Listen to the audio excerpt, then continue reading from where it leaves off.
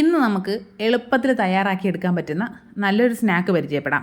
തമ്പനയിലെ പേര് കണ്ടപ്പോൾ ഇതെന്താണപ്പാ എന്ന് ചിന്തിച്ചെങ്കിൽ അത്രയും വലിയ കോംപ്ലിക്കേഷനൊന്നുമില്ല, സിമ്പിളാണ് സാധനം.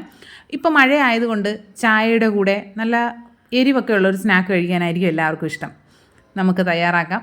ഒരു ചോളം ഉണ്ടെങ്കിൽ എടുത്തോ, പെട്ടെന്ന് തയ്യാറാക്കാം. പിന്നെ ഈ വീഡിയോയിൽ കുറച്ച് ട്രാജഡിയൊക്കെ ഉണ്ട് കേട്ടോ. വീഡിയോയുടെ അവസാനം വരെ കണ്ടു കഴിഞ്ഞാൽ അത് മനസ്സിലാവും എന്താണ് ആ ട്രാജഡി എന്ന്. നമുക്ക് ഒരു ചോളം എടുത്ത് അതിൻ്റെ തൊലിയൊക്കെ കളഞ്ഞിട്ട് കഴുകിയതിന് ശേഷം രണ്ടാക്കി മുറിച്ച് ഇങ്ങനെ കട്ട് ചെയ്ത് കഴിഞ്ഞാൽ അതിൽ നിന്ന് ചോളം നമുക്ക് അടർത്തിയെടുക്കാൻ പറ്റും. പിന്നെ നമ്മൾ പുഴുങ്ങിയിട്ടും ഇങ്ങനെ ആക്കുമ്പോൾ അപ്പോഴും നന്നായിട്ടത് വിട്ട് കിട്ടും. ഇതാണ് ചോളം കട്ട് ചെയ്തെടുക്കാനുള്ള ഏറ്റവും നല്ല വഴി. പിന്നെ നമ്മൾ ഇങ്ങനെ വെച്ച് കട്ട് ചെയ്യുമ്പോൾ ആ കൈ ഒന്ന് ശ്രദ്ധിച്ചിട്ട് നന്നായിട്ടൊന്ന് കട്ട് ചെയ്തെടുക്കണം. പിന്നെ ആരോ എന്നോട് ചോദിച്ചിട്ടുണ്ടായിരുന്നു ഈ കട്ടിംഗ് ബോർഡ് എവിടെ നിന്നാണ് വാങ്ങിയതെന്ന്. ഇത് വാങ്ങിയതല്ല കേട്ടോ, ഞങ്ങളുടെ വീട്ടിൽ തടിപ്പണിക്കായിട്ട് തേക്ക് മുറിച്ചിട്ടുണ്ടായിരുന്നു.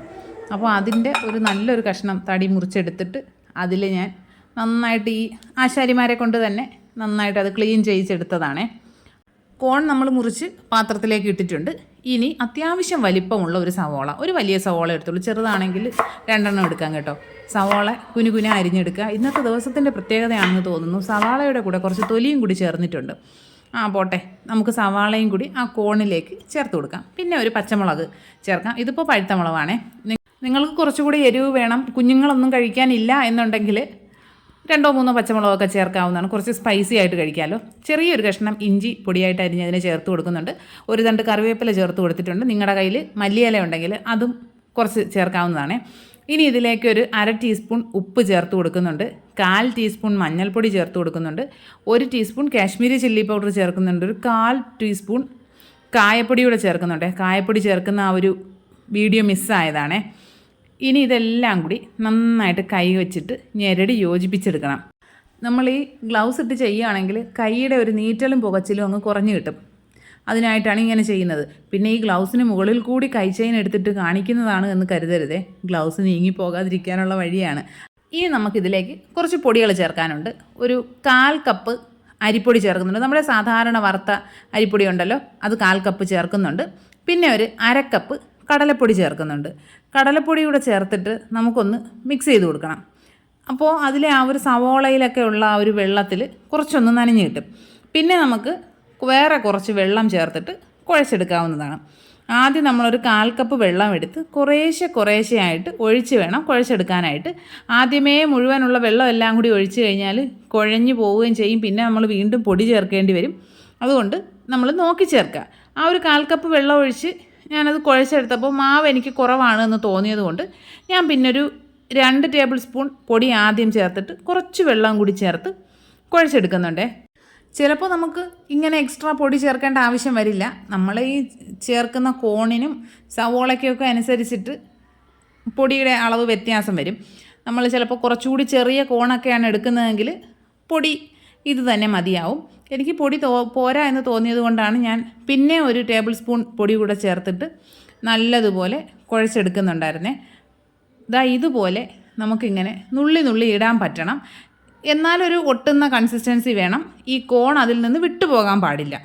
അങ്ങനെ ആയിരിക്കണേ. ഇനി നമുക്ക് എണ്ണ ചൂടാക്കാനായിട്ട് വെക്കാവുന്നതാണ്. ഇത് ഞാനിപ്പോൾ പുതുതായിട്ട് വാങ്ങിയ ഒരു കാസ്റ്റ് അയണിൻ്റെ പാത്രമാണ്. ഇതിൻ്റെ വീഡിയോ ഞാൻ ചെയ്തിട്ടിട്ടുണ്ട്. ഒരു ഫ്ലിപ്കാർട്ട് ഹോൾ വീഡിയോ ആയിട്ട് ഞാൻ ഇതിന് തൊട്ട് മുൻപ് ചെയ്തിട്ടുണ്ട്. ആ വീഡിയോയിൽ നോക്കിക്കഴിഞ്ഞാൽ ഇതിൻ്റെ ലിങ്ക് കിട്ടും. പാത്രം അത്യാവശ്യം നല്ല വലിപ്പമൊക്കെ ഉള്ളതാണ് കേട്ടോ. പിന്നെ വെയിറ്റും ഉണ്ട്, അതൊന്ന് നോക്കിക്കോളുക. നിങ്ങൾക്ക് ഒരുപാട് വെയിറ്റ് എടുക്കാനൊക്കെ ബുദ്ധിമുട്ടുള്ളവരാണെങ്കിൽ വാങ്ങാതിരിക്കുന്നതായിരിക്കും നല്ലത്. എണ്ണ നന്നായിട്ട് ചൂടായി കഴിഞ്ഞപ്പോൾ നമ്മളിതുപോലെ കൈ കൊണ്ടിട്ട് നുള്ളി ഇതിലേക്ക് ഇട്ട് കൊടുക്കാം. നിറച്ചിട്ട് കൊടുക്കാവുന്നതാണ്. അങ്ങനെ പരസ്പരം ഒട്ടിപ്പിടിച്ചിരിക്കുന്ന അങ്ങനെയുള്ളൊരു കുഴപ്പമില്ല. കുറച്ച് സമയം കഴിയുമ്പോൾ നമുക്കതിനെ ഒന്ന് മറിച്ചിട്ട് കൊടുക്കാം. നമുക്കത് കാണുമ്പോൾ തന്നെ മനസ്സിലാവുമല്ലോ, ഒരു സൈഡ് ചെറുതായിട്ടൊന്ന് കളർ മാറി തുടങ്ങുമ്പോൾ മറിച്ചിട്ട് കൊടുക്കാം. ഇളക്കിയിട്ട് എല്ലാ ഭാഗവും ഒന്ന് നല്ലതുപോലെ ഒരു ഗോൾഡൻ കളറായി വരുന്നത് വരെ ഫ്രൈ ചെയ്തെടുക്കണം. പിന്നെ നമുക്ക് ഇങ്ങനെയുള്ള കാസ്റ്റ് അയണിൻ്റെ പാത്രങ്ങളൊക്കെ ഉപയോഗിക്കുമ്പോൾ ഉള്ളൊരു ബെനിഫിറ്റ് എന്താണെന്ന് വെച്ചാൽ ഏത് തരം സ്പൂണുകളിട്ടും ഇളക്കാൻ പറ്റും. നോൺ സ്റ്റിക്കൊക്കെ ആണെങ്കിൽ സ്പാച്ചുലകൾ മാത്രമൊക്കെ അല്ലേ യൂസ് ചെയ്യാൻ പറ്റും. അത് ഭയങ്കര ഒരു ബുദ്ധിമുട്ടാണ്. ഇതിലൊക്കെ ഇങ്ങനെ റഫായിട്ട് യൂസ് ചെയ്യാൻ പറ്റും. എന്ത് സുഖമാണല്ലേ.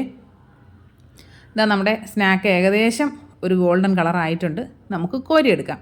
ഇതിൽ നിന്ന് 1-2 കോണുകളൊക്കെ പൊട്ടി മാറി കിടപ്പുണ്ട് കേട്ടോ. പക്ഷേ മൊത്തത്തിൽ അങ്ങനെ പൊട്ടിപ്പോവുക അങ്ങനെയൊന്നും ചെയ്യില്ല.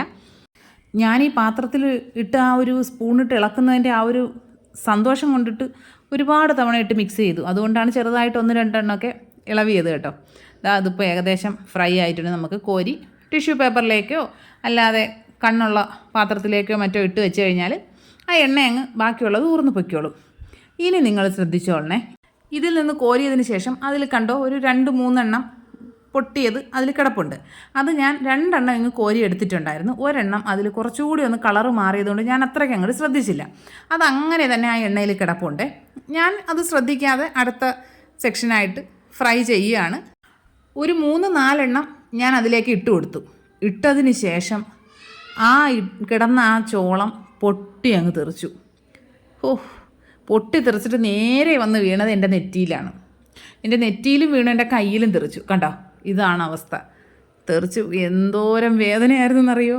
എന്നിട്ടും കുറേ നേരം മുഖമൊക്കെ കഴുകിയതിന് ശേഷം വീണ്ടും വന്ന് നമ്മൾ ആ പണി തുടർന്നു. അല്ലാതെ എന്ത് ചെയ്യാനാണല്ലേ. കുറേ കഴിഞ്ഞപ്പോഴാണ്, ഇപ്പോഴൊക്കെ ഞാൻ ഈ വോയിസ് ഓവർ കൊടുക്കുന്ന സമയമൊക്കെ ആയപ്പോൾ നെറ്റിയിൽ നന്നായിട്ട് കറുത്ത ഒരു പാട് വന്നിട്ടുണ്ട്. എന്തൊക്കെ ചെയ്താലാണല്ലേ ജീവിക്കാൻ പറ്റുക. നമുക്ക് സ്നാക്കിലേക്ക് വരാം. അടിപൊളി ടേസ്റ്റാണ്, നല്ല സൂപ്പർ സ്നാക്കാണ്. നല്ല കറുമുറുന്നിരിക്കും, അടിപൊളിയാണ്. നിങ്ങൾ ഇതുവരെ ട്രൈ ചെയ്തിട്ടില്ലെങ്കിൽ എന്തായാലും ഒന്ന് ട്രൈ ചെയ്ത് നോക്കുക. ഫീഡ്ബാക്ക്സ് കമൻറ്റ് ബോക്സിൽ അറിയിക്കുക. വീഡിയോ ഇഷ്ടപ്പെട്ട് കഴിഞ്ഞാൽ ലൈക്ക് ചെയ്യുക, കമൻറ്റ് ചെയ്യുക, ഷെയർ ചെയ്യുക, ചാനൽ സബ്സ്ക്രൈബ് ചെയ്യുക. പിന്നെ നമ്മൾ എണ്ണയിലേക്ക് ഇടുമ്പോൾ ഒരുപാട് ഇങ്ങനെ ചോളം പൊട്ടി അതിൽ നിന്ന് വരാതെ ശ്രദ്ധിക്കുക. വന്നു കഴിഞ്ഞാൽ തന്നെ നമ്മൾ കോരി എടുക്കുന്നതിൻ്റെ കൂട്ടത്തിൽ അതിലുള്ള എല്ലാ പൊടികളും കോരി മാറ്റി വയ്ക്കുക, ഇല്ലെങ്കിൽ പൊട്ടിത്തെറിക്കും. അതുകൊണ്ട് സേഫായിട്ട് വേണം നമ്മൾ എണ്ണ കൈകാര്യം ചെയ്യാനായിട്ട്. അപ്പോൾ ഇനി നമുക്ക് മറ്റൊരു വീഡിയോ ആയിട്ട് ഉടനെ തന്നെ കാണാം. അതുവരെ ബൈ.